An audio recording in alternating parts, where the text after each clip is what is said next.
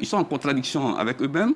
Quand les jours sont pairs, oui, Thiam peut venir, il est libre de ses mouvements. Et les jours impairs, oui, il va répondre de ses paroles et tout. Depuis quand, pour un leader politique, dire des paroles dans une période de campagne, depuis quand ça a été un délit? Si, c'est vrai, on a fait une campagne d'ailleurs.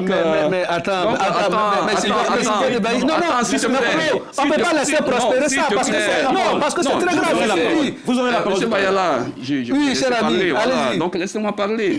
Parce que sur le sujet, comme vous parlez des paroles, le premier des Ivoiriens, le chef d'État en campagne, a traité les Ivoiriens de chiens. Qui l'a entendu? Hein? Qui l'a entendu? Je suis à boire la cavale, pas trop bien. Non, tu fais c'est un thème le pays en campagne. Je n'ai pas fini. Quand l'un de ses proches, Sylvain n'a pas terminé. Quand l'un de ses proches, un cadre, un classique du RHDP, dit publiquement au cours d'un meeting à Tamogote, ce n'est pas notre... comment ça se dit? Il n'est pas des nôtres.